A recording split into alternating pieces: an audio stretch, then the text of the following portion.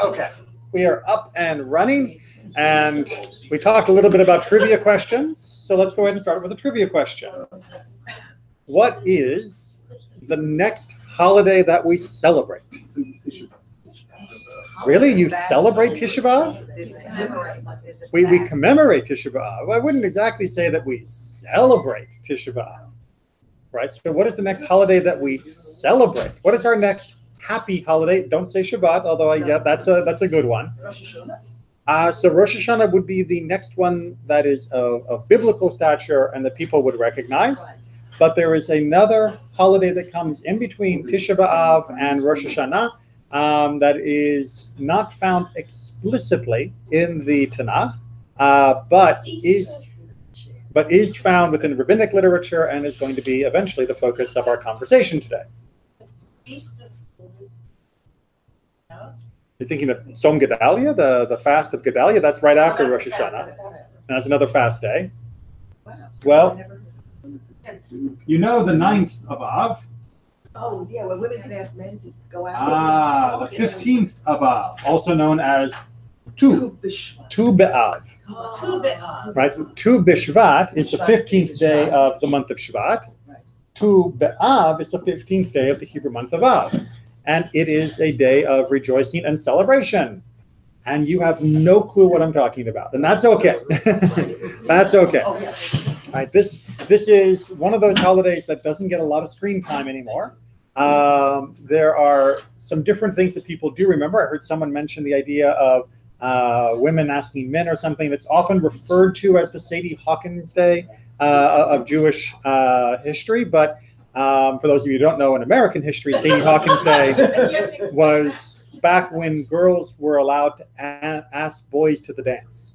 And this was a time when girls would go out in the field, they would dress themselves up, and they would invite the gentlemen to join them. So it was considered to be a very romantic time. But that is not the official theological reason for why this day is celebrated. For that, we're going to have to study. So without any further ado, we are in the book of Devarim. And we are going to go ahead and start with, well, in this printing, as is in most, we're going to use the non-Jewish numbers, but it gets a little crazy, which means that we are on chapter 1, verse 46, which is page 989. Of what? The book of, 989. We're in the book of Devarim, the book of Deuteronomy. For people at home. For people at home, yes. We are on chapter 2, verse 46. It's 989 if you're in our big red book, not to be confused with the little red book. Deuteronomy. Well, it's when you look down at the bottom of the page, it's going to look like chapter 2, but technically we're beginning with chapter 1, verse 46. And that's because the layout is following the logical place in the break that we believe in Judaism, but the verse numbers follow the break that was added to it by medieval Christian scholars. So verses and chapter headings are not inherently from Judaism, so sometimes we just have to put up with them. Has everybody found where we're looking on the page? Yes. Everyone got it? Good. Then we're going to roll on, and Harriet, I'm just going to go ahead and assume you're ready to volunteer. Thank you very much. But hold on a second. I want to make sure we're all on the same page. We're all sharing. Good. Good. Thus, after you had remained at Kadesh, all that. Michelle, I'm reading. We're just trying to make sure we got enough copies to go around. Thus, after you had remained at Kadesh all that long time, we marched back into the wilderness by way of the Sea of Reeds, as the Lord had spoken to me, and skirted the hill country of Seir a long time. Then the Lord said to me, you have been skirting this hill country long enough. Now turn north and charge the people as follows. You will be passing through the territory of your kinsmen, the descendants of Esau, who live in Seir. Though they will be afraid of you, be very careful not to provoke them. For I will not give you of their land so much as a foot can tread on. I have given the hill country of Seir as a possession to Esau. What food you eat, you shall obtain from them for money. Even the water you drink, you shall procure from them for money. Indeed, the Lord your God has blessed you in all your undertakings, He has watched over your wanderings through this great wilderness. The Lord your God has been with you these past 40 years. You have lacked nothing. All right. So we're getting a bit of a summary, as is much of the book of Deuteronomy. We're getting a bit of a summary of what's come before. And what Moses is talking about here at this point is where we are on the move again. Right? Remember, for 40 years, we were in the wilderness of Sinai, and then we were then given the instructions to move on. Why did we end up for 40 years in the wilderness? Because of the spies, I think I heard someone say. Exactly, right? Well, not just the spies, but the fact that the people believed the spies. Spies came back, said, "Ooh, it's dangerous up there," and everyone went, "Ooh, we're going to lose. Better to go back to Egypt." And God said, "All right, fine. You're going to have a timeout. It's going to last 40 years, and then you'll be moving on." Well, this is the moving on part, right? This is us going forward. We're good? Yes. We're good. Okay, so the first thing we're going to encounter is Seir. Seir is the territory of Edom, which are the descendants of Esau. And since that was given to Esau, we have hands off, right? This is not open for grabbing. And in fact, even while going through, we're not allowed to forage. We would have to take anything that we were buying from them. But of course, God is also reminding us that whatever you think you may need to buy, remember, I've been actually feeding you for 40 years. So you have no need to take, to steal, to loot, or pillage, because you've been taken care of. Good? Good. Our next stop. We then moved on, away from our kinsmen, the descendants of Esau, who live in Seir, away from the road of Arabah, away from Elath and Etzion Geber, and we marched on in the direction of the wilderness of Moab. And the Lord said to me, "Do not harass the Moabites or provoke them to war." Yeah, we can't fight anyone. For I will not give you any of their land as a possession. I have assigned Ad as a possession to the descendants of Lot. Right, so Lot, of course, is another relative of Abraham, and therefore he's been given a particular section, and our hands are off of that as well. Remember, Moab came from one of his daughters. It was formerly inhabited by the Emim, a people great and numerous, and as tall as the Anakites. Like the Anakites, they are counted as Rephaim, but the Moabites call them Emim.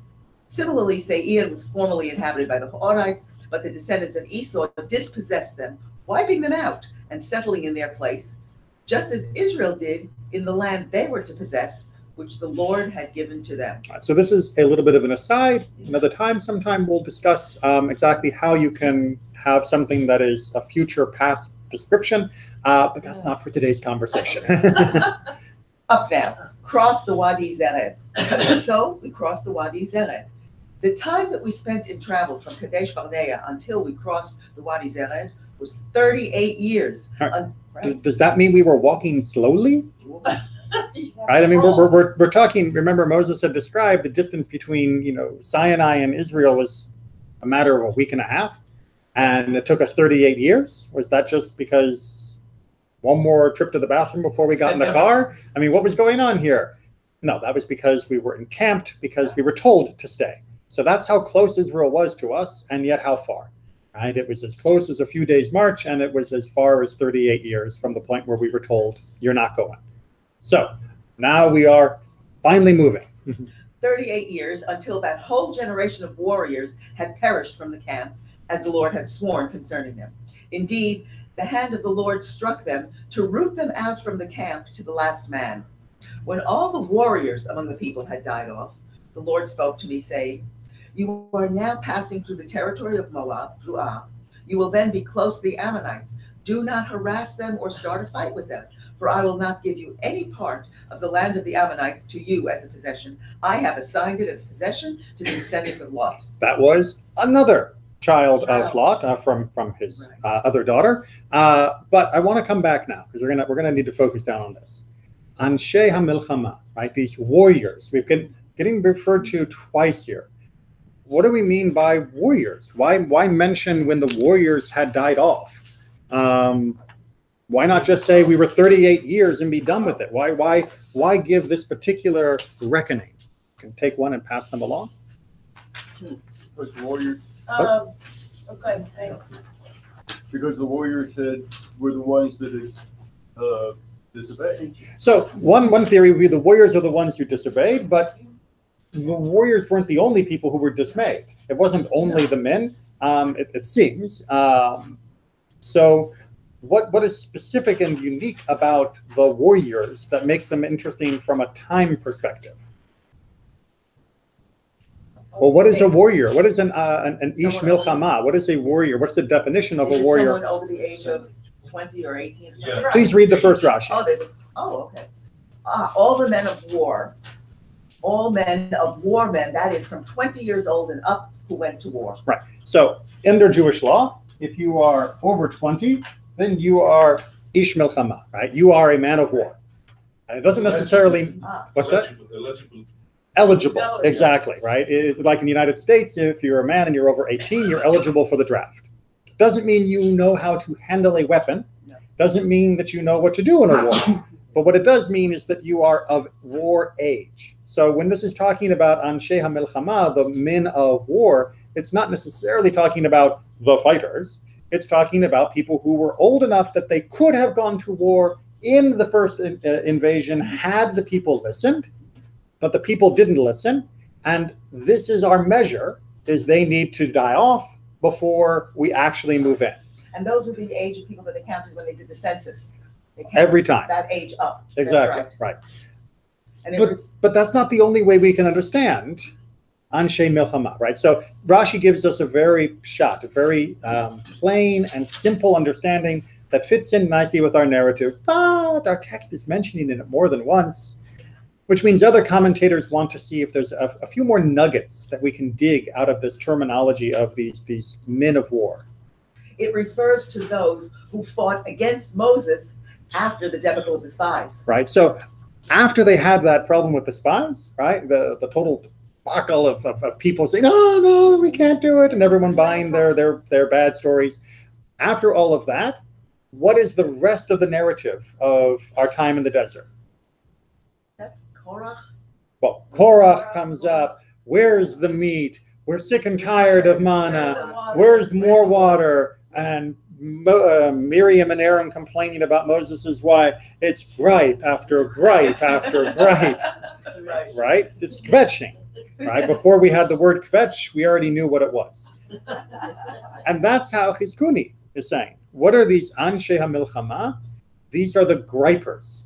Right? These are the people like Korach and others who were against Moses, who were adversaries, not against our external enemies, but were adversaries against Moses himself. And we had to wait for them to stop. Because if they hadn't died out, we wouldn't have been able to really go very far. Because now Moses is going to say, let's advance again. And they would have said, my feet hurt, or who made you in charge, or you're old now. And you would have had the same. So when we talk about the generation of the people of war falling away, passing, it may have meant just people 20 years and up, or it may have simply meant the last of the original gripers was gone. And the way you described it, I can just imagine if they ever got into the land of Israel, they'd say, it's just desert here. There's nothing growing. This is so hot. They'd still be griping, and rather than accepting what God was offering us. Thankfully, the land of Israel itself is very nice. Yes. I know that many of us still think of the land of Israel as being the Negev, but remember, they're walking through the Negev. Yes. Right. Officially, and this is not really going to be our topic of today either, but it's a good little bit of tidbit. Officially, the borders of the halachic land of Israel, by almost every account, do not extend down to Eilat. Beersheba, a bit south of, right? And that's important for things like taking truma, the tithes from the land, and the bikurim, the first fruits, and doing shemitah, the laws of sabbatical. You have to know exactly what the borders are. That doesn't mean that Israel wasn't allowed to expand into the other areas, but halachically, the borders do not include most of what we would now call the modern Negev, which is why they're marching through it. And yet we say Moses never stepped foot in the land of Israel. So technically, yeah, the land of Israel itself, that halakhic land of Israel, was pretty nice. And the Judean hills were much lusher then than they are now after centuries of misuse. They're coming back, and that's good. But at the time, they would have been really a very beautiful place for the people to be coming into, especially after living in the Sinai for 40 years. Which did look like a desert then and still looks like a desert now. Okay, so there is another explanation, however, about why we're focusing on these deaths. The 15th of Av was the day on which the deaths of the Jews in the wilderness ceased. Right, so when it says when all the warriors of the people had died off, page 16, they're not reading that to be a collective, generally kind of about kind of thing. It is when they had died off, bam, the last one died, something happened. Right? This was a trigger event. It wasn't just around about that time. It was, we buried him, and now something's happening. And what that something is, happened on the 15th of Av. Right? The 15th of Av, this day that comes right after Tisha B'Av, is the day that we buried the last of the ones who had been 20 or older, or who were the gripers, depending upon your commentary you prefer, and something else kicks into gear. It was the day on which King Hoshea, son of Elah, canceled the guards that Jeroboam had placed on the roads, so that the Jews could not ascend to Jerusalem for the festival. So he canceled those guards so that they could ascend. So remember, we had a divided kingdom for most of our monarchy period. We had a northern kingdom of Israel and the southern kingdom of Judah. And during much of that time, the northern king would put guards on the road going south, so that around Sukkot or around Pesach or around Shavuot, anybody from the north who wanted to go to Jerusalem, to ascend, to go up to Jerusalem for those festivals, was stopped by the border. The border guard said, sorry, you cannot go to Jerusalem, go back and you can worship at our temple, which were of course pagan and idolatrous, and that was a big contention. But this king finally allowed the border guards to let people through. Said, you know what, if people want to go to Jerusalem to do the pilgrimage festivals, you can let them go. Which one's the bigger reason for celebration? The last guy dying? Or us being allowed to. Or reuniting our ability to worship together, even if we live in different political entities. There is no definitive answer to this. Okay, it's not like I got the answer key here. But I want you to recognize that what the Talmud is doing here, by bringing both of these two events on the same day, on the Tu B'Av, on the 15th of Av, that they are trying to say that it is at least in the same realm of significance, that we should consider both of these events as at least possibly of same importance. They're not going to say, it's when the last person died and we finally got to go to Israel. And there was also that time I went to 7-Eleven. Yeah. Right? They're not bringing a trivial event that happened to be on the same day. They're bringing something that they feel was of almost, or perhaps even more, significance. And given the divisions within their own time, given the divisions during the early rabbinic period between the Sadducees, the Essenes, the Pharisees, and the rabbinic Jews, and given the divisions in later groups with the Samaritans and the early Christians and all the other infighting that happened, they probably understood very well. Allowing people to at least travel to worship together was a very, very important thing. And one that allowed Judaism to continue despite the other differences that the North and South Kingdom had. So that was something that should be on your radar when the 15th of Av rolls around. But I want to come back to this still idea of when the guys died, because what else happened on that day? Well, you can say we began to march, but by the careful reading of the text, our sages in Bava Batra are going to notice something else happened. Is there a verb missing in the next sentence? 15th of Av was the day on which those designated to perish in the wilderness. Was the day on which those...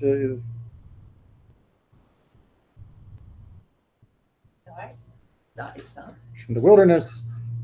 Yeah, it was the last day. I mean, sorry. Maybe the last day. The 15th of Av was the last day on which those who were designated to perish in the wilderness perished. Right. That was the end, right? Which is what we also got from Ta'anit, from the earlier section of Talmud we read. As the master says, as long as those designated to perish in the wilderness had not stopped dying, God did not speak with Moses. Whoa, what? Wow. 38 years. God didn't didn't talk to Moses. But he still kept schlepping us around.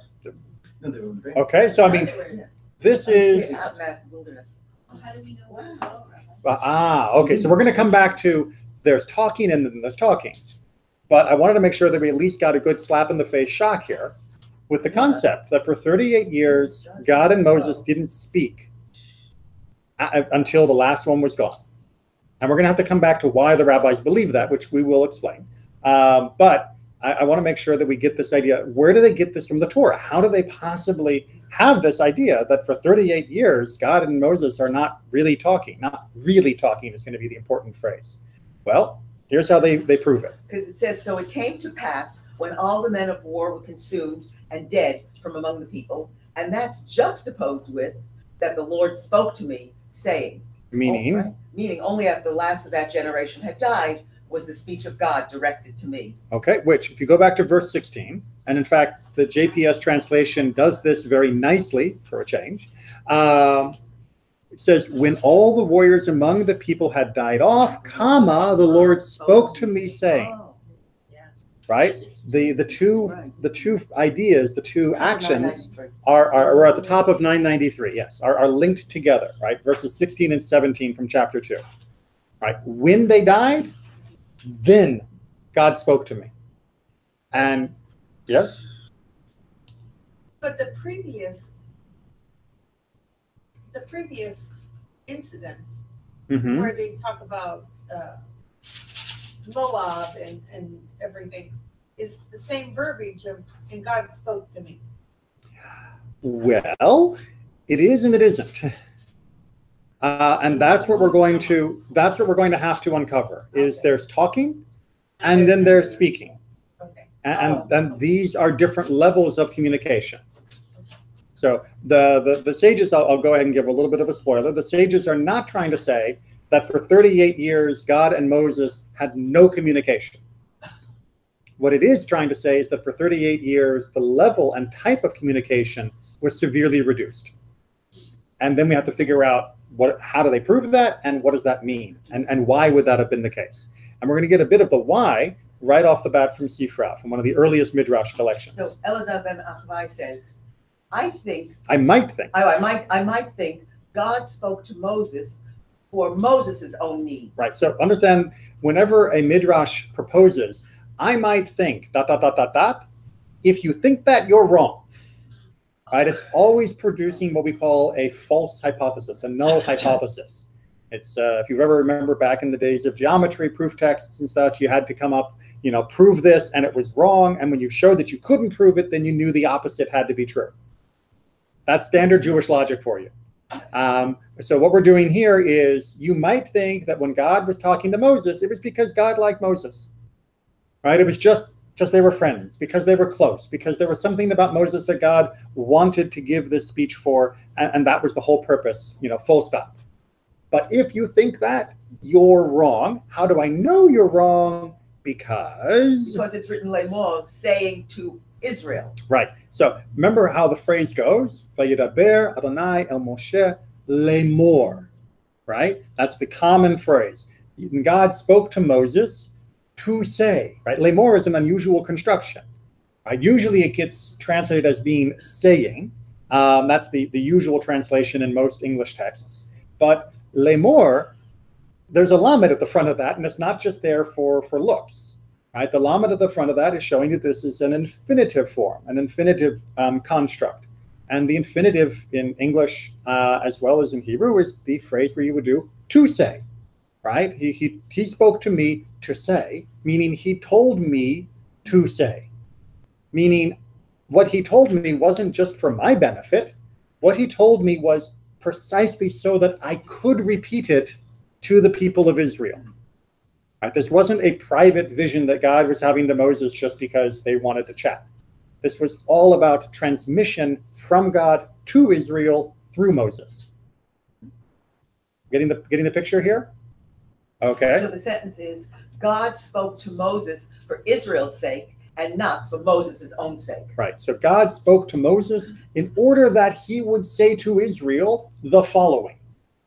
would be a way to expand this idea if you wanted to try and actually write it into the text. So every time you read, and God spoke to Moses saying, you need to, if using this sifra, say, and God spoke to Moses the following words in order that he would repeat them and deliver them to the people of Israel. That's why every communication happened. And it's also why the communication stops. So Rabbeinu Bachya, as he often does, from his perch in the Middle Ages, gives us a great summary of these ideas. According to the plain meaning of text Moses, according to the plain meaning of the text, Sorry. Moses is telling the people that as soon as the Israelites had become aware that all the men who had been 20 years old at the Exodus had died, God communicated once more with Moses and commanded the people to march past the territory of Moab. All right, which is sort of the plain meaning that we got of the text, but we're going to get into some more depth here. According to our sages, God had not spoken individually with Moses since the time the spies had died and the generation of the adults who had been redeemed from Egypt had been condemned to die in the desert. This proved that Moses' elevated position was entirely due to the people he represented. All right. Soak that in for a second. Yeah. Right. Moses' position was due to the people he represented.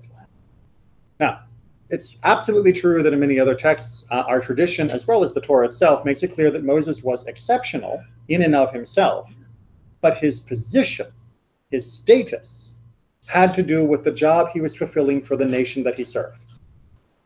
And therefore, God's relationship to Moses was, to a degree, contingent upon the nation he served, which Rabbeinu Bachya is going to draw more attention to. So when these people were in disgrace, Moses was made to feel this. This condition remained static for 38 years until the 15th of Av of the 40th year. All right, so for 38 years, the people were in disgrace. While the people were in disgrace, Moses felt disgraced. We still haven't explained why there's no communication yet, have we? We have, but thankfully Rabbeinu Bachya is going to make it clearer for us if we didn't catch it. It was also a special day for Moses personally, as it signaled the return of his prophetic powers. The reason that the prophetic powers did not already return to Moses on the 10th of Av, for example, which was precisely the anniversary of the debacle with the spies. In case you didn't realize that Tisha B'Av was when they gave the report, and the 10th of Av is when the people accepted it.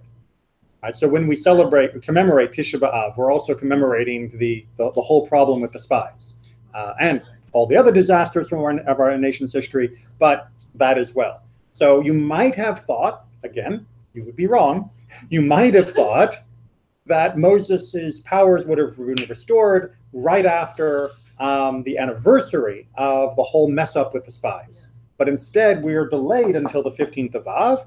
Why is it? Because at that time, in the second year, when the decree against the people had been promulgated, Moses observed 7 days of mourning for the decrees, a period when he would not have been the recipient of prophetic insights, seeing that a state of joy is required for a person to possess such powers. Now, on the 15th of the month of Av, both Moses and the people could rejoice simultaneously. Okay, don't put the pages. Skip what we just learned, right? There's so much that just came through here, right? So one, let's get the timeline that that Rabbeinu Bachya is discussing, which is the spies come back, the spies are believed by the people, and the decree goes down that they're not going to be allowed up into the land of Israel, which will eventually take 38 years from that point, because remember that was the second year of our Exodus, so 40 years total. But immediately after that decree, Moses goes into mourning. Right, upon hearing that kind of catastrophic news, which we don't know yet at that point, 38 years ago, but we do know now in hindsight, is also going to impact Moses himself profoundly, personally. At that point, Moses is rent in his clothes, he is torn in his soul, and he spends 7 days, Shiva, mourning for the decree that has happened. Now, the first day is considered as part of the day, so if you do the math, we end up with that time when he comes out as being the 15th of Av. So 38 years later, when the last person passes away and the anniversary comes and now we're done, now he can be joyous again, and so can the people, because they've stopped burying people, And we've done Shiva for those that have died, and we're on the anniversary when Moses himself recovered from his own mourning of the original decree 38 years ago. And without that joy, without being able to be glad, you don't get prophecy. And I know a lot of our people, when they read the prophets, they think the prophets were horrible, miserable, depressed people. And there's definitely some passages that give you the feeling that these are people who only saw the darkness around them, who only saw the dangers that came to our people from within and from without. But our tradition is explicit that prophetic insight, that the connection to God of that level doesn't rest on somebody that is mired in sadness, that you have to be joyful. You have to find gladness. Because if you can't see God without knowing gladness, because without gladness, you can't see God, right? If you think God is the darkness, if you think God is the pain, the suffering, then you are missing it, and you're not going to link. And so for 38 years, Moses is suffering along with the people of this horrible tragedy and this horrible disgrace. And for the 38 years, he does not have the joy, the capacity to link to God like he did. Right? Think of that suffering. Right? He had this connection to God. He went and brought the people out. So for about 3 years, he is at the pinnacle of his prophetic powers. Plagues of Egypt, parting the sea, giving of the 10 Commandments, golden calf problem, a building of the Mishkan. Speaking with God, Exactly, the building of the Mishkan, the beautiful ark, everything going, and then wham, it all falls apart with the spies. And for the next 38 years, he's in a holding pattern. And all he's getting from the control tower is not yet, not yet, not yet. And the communication is not like it was. Is there a midrash on the last guy who died? Oh, yeah. Well, Everyone's sitting there waiting for the last. Well, Moses visited him. And just put the pillow over. No, they would have, because they would have been from 7 days from the last death, would have then been done on Tisha B'Av, on Tu B'Av. Right, the last one would have died on the 9th, and the Shiva would have finished then on the 15th, later in the day. You count the day that actually you bury as the first day, and the morning portion of the last day is the 7th day, exactly, which is still, by the way, the custom, right? So when someone will bury a loved one, exactly, right? So when someone buries a loved one, the day that they return home, that's the first day of Shiva. You don't have to wait like 24 hours or something. And for the very end, you wake up, you do shacharit, and then you, as you pointed out, you walk around the block. If you have blocks, it's a little tricky in Florida sometimes. You take a walk because it's the first time, except for Shabbos perhaps, that you've actually left the house in that entire Shiva week. And this is introducing you, reintroducing you to the world, and that small reacclimation to life now, past mourning and past the person who has died. So we still do exactly the same custom. And that would work out that the 15th of Av would be the resumption of our ability to have joy. So everyone knows this is the last person. Well, there are ideas that it was perhaps more than one person who died all at once at the end. Like there was just sort of, all right, we're done with you now, and sort of a clean sweep of the remainder. So it's not necessarily. Not that I have not seen a midrash that does that. I mean, there's a lot of midrashim out there that I haven't read, but I'm not crazy. But would you really want? I mean, wouldn't it be an embarrassment, a shame to remember, Mr. Smith, who was the last God-forsaken, quite literally, who kept us out of the land of. If he just hadn't exercised so much, if he hadn't eaten so well, we could have already been there. You had said about the prophets had to be joyous. Yes. Is that why when we read the Haftorah, Mm-hmm. the last, even if it's a terrible Haftorah, the last paragraph is always upbeat? Partly. It's partly because of that, and partly also because the blessings that come both before and especially after the Haftorah emphasize that every word that God gave us will be true. We would like the last word that we are meditating on to be words of hope, to be words that are uplifting. So that as we say that God will fulfill all that he has said, we're not in that everything's going to go fall apart first, but instead everything will be made better first, which is even doubly true, which is why right after Tisha B'Av, for the next 7 weeks between Tisha B'Av and Rosh Hashanah, the 7 Haftarot aren't taken from the connection to the text, but are taken from prophetic sections that are all very, very positive and uplifting. And that is meant to be 7 Haftarot of comfort, to give us reassurance that even as we meditate on all the disasters of Tisha B'Av, that doesn't mean God is done with us. It just means all that stuff happened, and we should learn from it, and we should know that the future is going to be better. So that's why we end up with 7 weeks worth of Haftarot doing exactly that, of picking us back up, so that by the time we reach Rosh Hashanah, we should have a sense of gladness and celebration, and not just, ugh. Do we know tradition that happens on the 15th of August? Is there anything that's... There's no official halacha or official change of prayers or official actions that are mandated as commandments. I don't know of any modern communities that still have traditions, but there are lots of different communities, and so there may be some.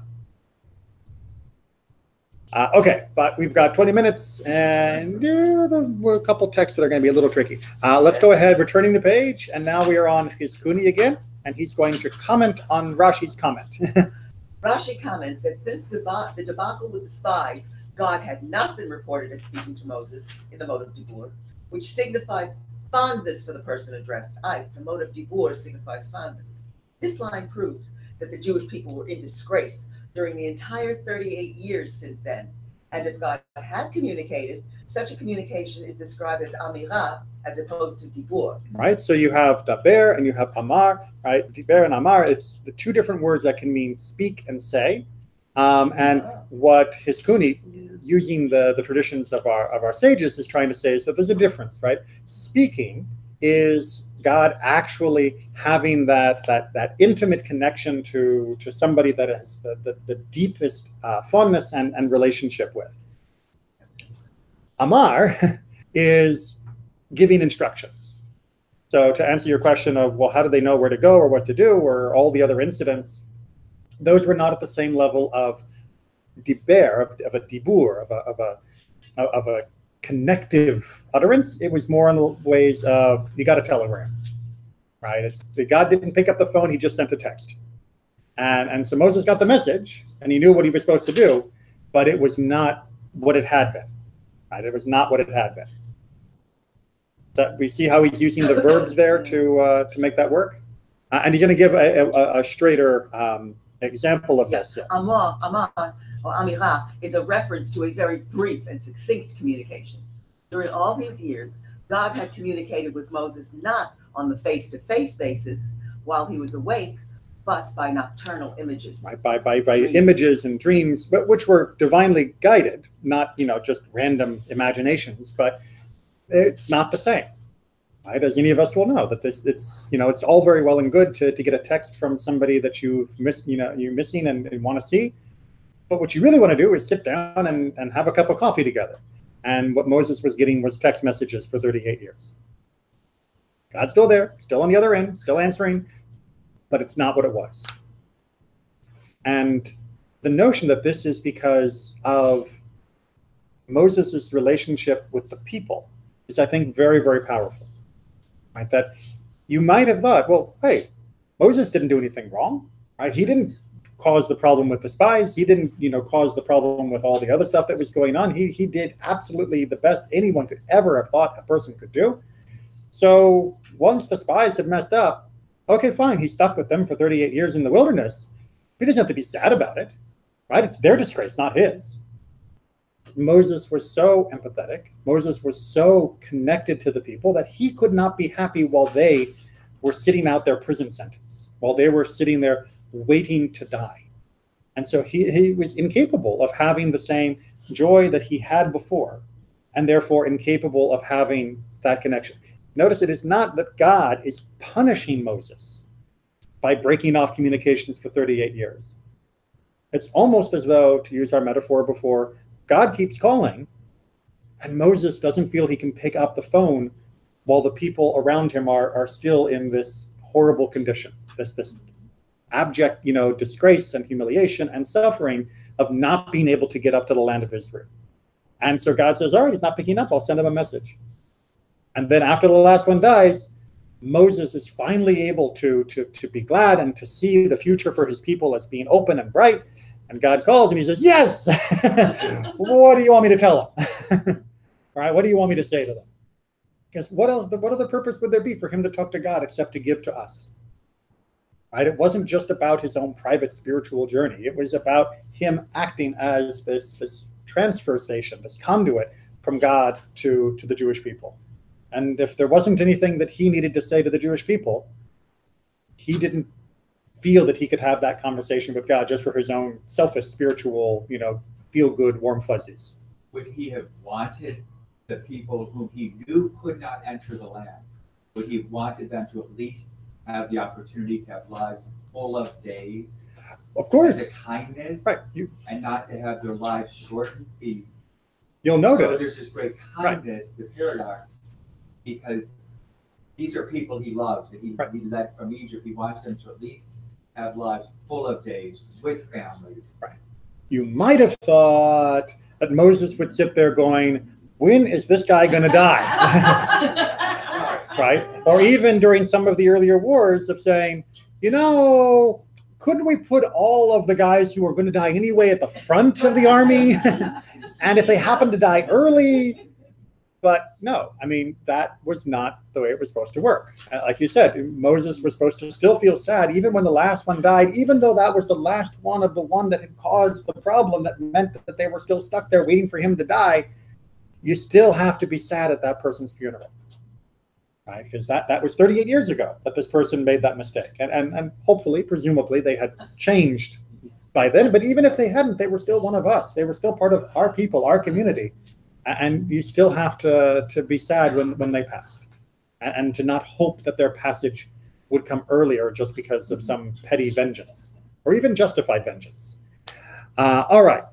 Mechilta, this is a little more complicated. We'll see how we can handle it. We got time. Okay, so in Exodus, the word saying. Right, so this is continuing this conversation of what does it mean to talk with God? Go and say to them that it is in their merit that God speaks to me, Moses. And thus do we find that in all the 38 years that God was angry with Israel, from the time of the spies and on, God did not speak with Moses. Right, which is what we've just been discussing. And it was when all the men of war, those from the age of 20, had finished dying from the midst of the people, that the Lord spoke to Moses, saying... Right, that's the same proof text that we've now reviewed. Now, here comes the new material. So Rabbi Shimon ben Zai said, I do not come to detract from my master's words, but to add to them. That is, not to Moses alone did God speak in the merit of Israel, but to all of the prophets. Right, don't think that any of the other prophets were any different. Right? God didn't speak to the other prophets just because he liked them. He spoke to all the other prophets because he liked us. In Ezekiel it says, and I sat there 7 days mute, i.e. without prophecy among them. And it was at the end of 7 days of being among them that the word of the Lord prophecy came to me, saying, likewise after the people had asked for divine guidance in Jeremiah, and the word of the Lord came to Jeremiah, etc. And thus do you find with Baruch, the son of Neriah, who complained before the Lord, you, Baruch, say, woe unto me, the Lord has added grief to my pain. You say, why am I different from all the disciples of the prophets? Joshua served Moses, and the Spirit of the Lord reposed upon him. Elisha served Eliyahu, and the Spirit of the Lord reposed upon him. Why am I different? I wearied myself with groanings, but I did not find rest. Rest being prophecy, as it said in Numbers. It said the Spirit rested upon them, and they prophesied in the camp. And the Spirit of Eliyahu has rested on Elisha. And that what it says, and the Spirit of the Lord will rest upon him. All right, so want to make sure that we've got all of this. Wow. Yeah, because there's a lot of proof texts, which is the Mechilta style. So it's trying to, first of all, I hope you notice in the first two, the Ezekiel quote and the Jeremiah quote, the idea that the prophet was first among the people or was answering a need of the people before the prophecy came to them.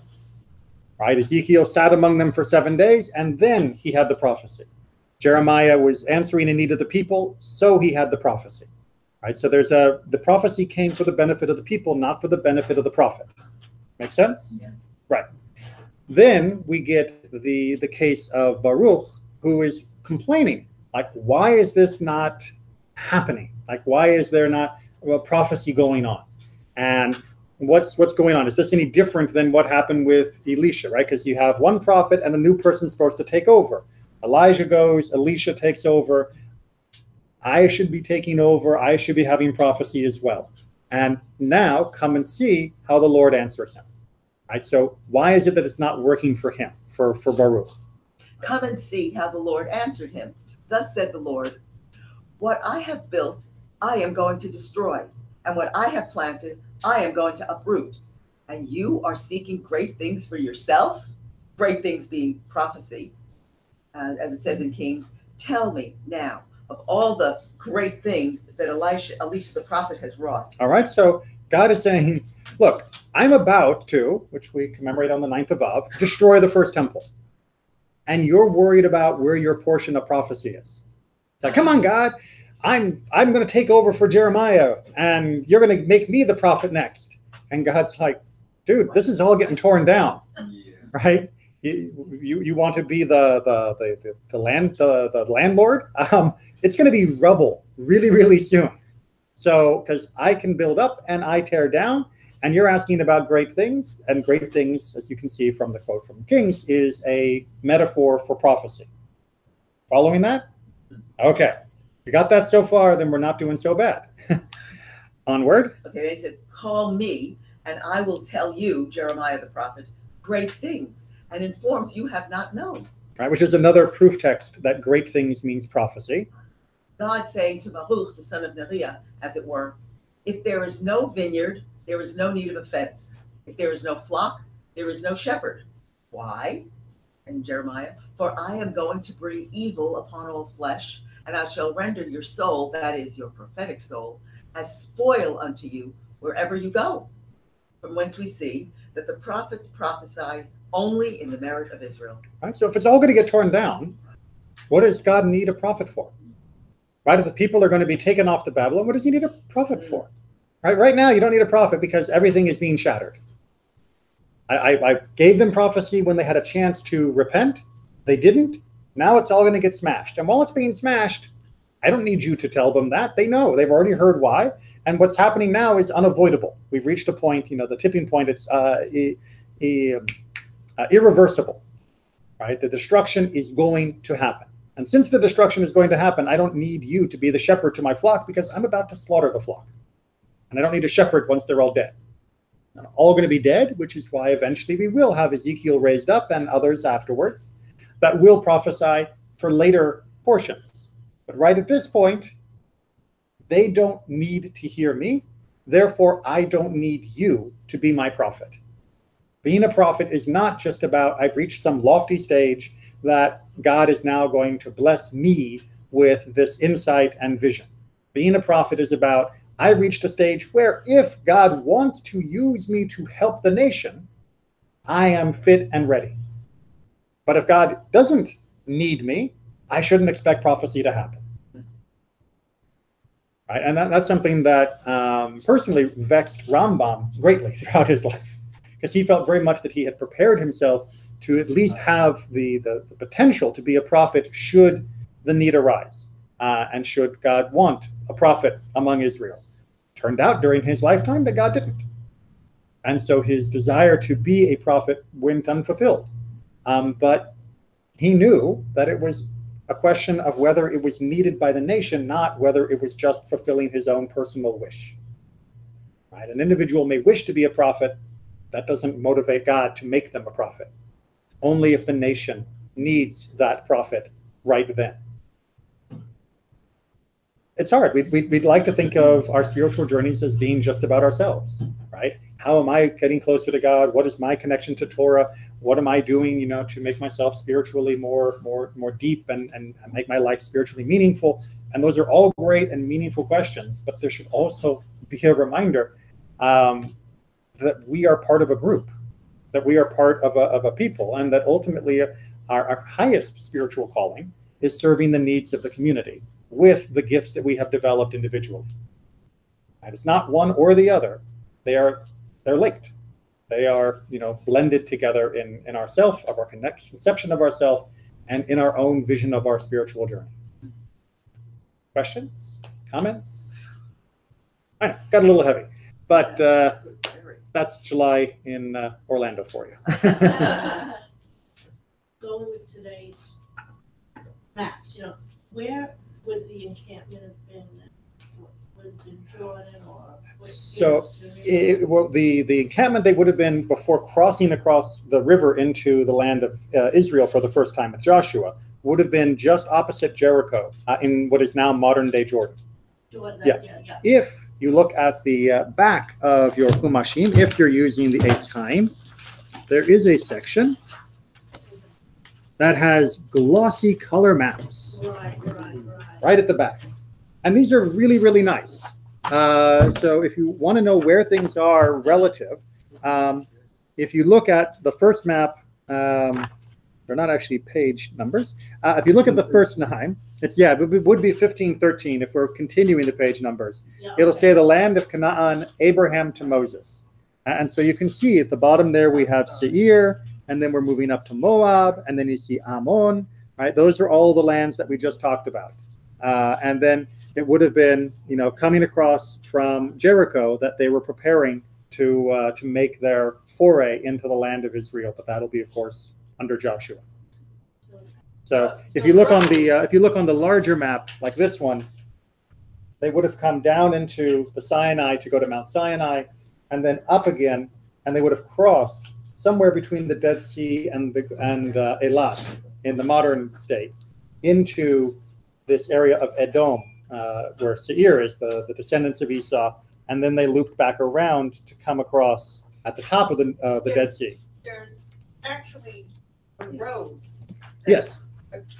That's behind the mountain. So when you're at the Dead Sea or Mitzvah Baramon, right, whatever, you can look across and you can see those mountains and realize that it's on the other side of those mountains. Because in general, I mean, we don't know 100% for sure, but in general, it's unlikely they would have traveled up the river valley, because traveling up, well, not the river valley, the Rift Valley, the Arava, thank you, the valley where the Dead Sea, which carries on all the way down into Africa, that valley is just murder for weather, because it's so hot. I mean, even to this day, if you go to the Dead Sea in the middle of June and July, it's just absolutely brutal. It's still, a great experience if you've never been, but it'd be nicer if you could go on the other side of the mountains and circle around that horrible depression desert spot, and then you can come in a little bit more nicely. So their route makes absolute sense. There's actually, and then the Romans, that's like the King's Highway right back there. I mean, it was used as a trade route. If you weren't coming down the coastal road, which was along, Gaza and into Egypt, you would come along this road, which was circling around those mountains, cutting across the Sinai Peninsula to go to Egypt, meaning the rest of Africa. And you can see it from space, which is kind of neat. One of those. Good. It's a worn path. Good. So yes, geography matters. Okay.